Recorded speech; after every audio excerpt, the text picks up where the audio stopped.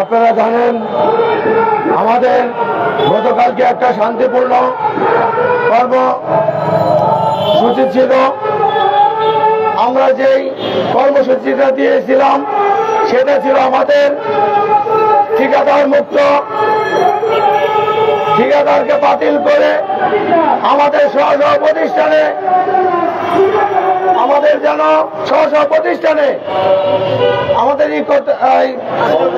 স্থায়ীকরণ করা হয় সেই বিষয় নিয়ে, এবং আমাদের যেই যাদের বিগত দিনে চাকরিচ্যুত করা হয়েছে এবং যাদের বেতন বকেয়া রয়েছেন 4 মাস থেকে শুরু করে 72 মাস পর্যন্ত বেতন বকেয়া রয়েছে এবং রানিং দেওয়া হয়েছে সেই টেন্ডার বন্ধ করার দাবিতে আমরা শান্তিপূর্ণ একটি কর্মসূচি এখানে প্রেস ক্লাবে দেই।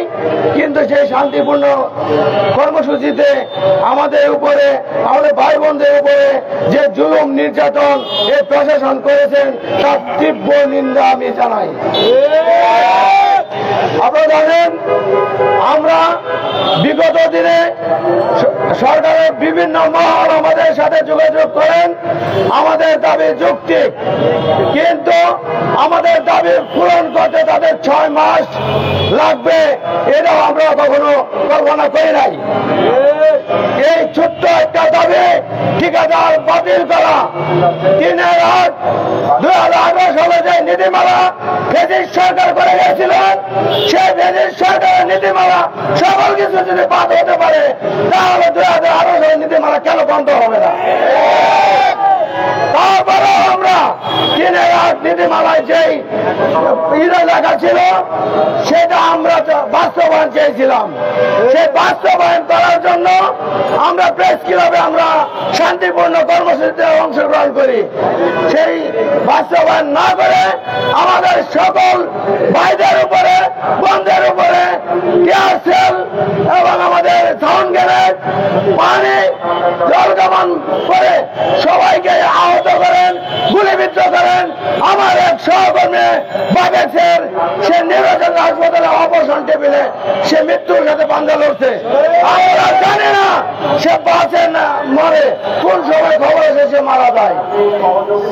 তাই আমরা যে কর্মসূচি করেছিলাম যে আমাদের আজকে 2টা পর্যন্ত কর্মবিরতি ছিল, এখনো পর্যন্ত যদি কিনা কোন ধরনের কোন সিদ্ধান্ত আমাদের সরকার মহল থেকে না আসে তাহলে সেই কর্মসূচি 5টা পর্যন্ত অব্যাহত থাকবে। আমরা আগামীকাল ঠিক 5টা পর্যন্ত আমাদের কর্মসূচি কর্মবিরতি চলমান থাকবে।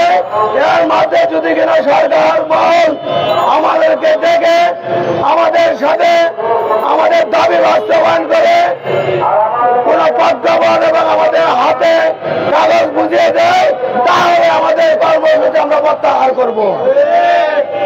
তাই সকল ইলেকট্রিক মিডিয়া, প্রিন্ট মিডিয়া যারা আছেন, সহকর্মী সহযোগিতা বাইরে যারা সেখান থেকে আছেন এবং যারা আহত হয়েছেন তাদেরকে ধন্যবাদ জানাচ্ছি, এবং যারা আহত হয়েছে তাদেরকে আমরা অবশ্যই সরকার মহল এখনো পর্যন্ত তাদের কোনো ধরনের কোনো চিকিৎসা এবং তাদেরকে একটু খোঁজ খবর নেবে এখনো ওই ধরনের কোনো আমরা আশ্বাসও পাই নাই।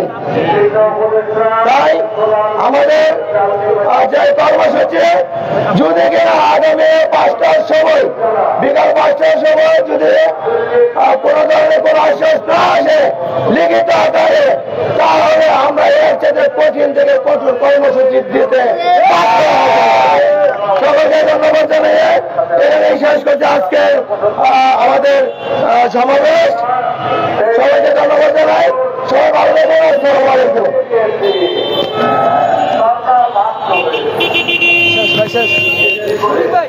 সবাই দাঁড়ায় আছে।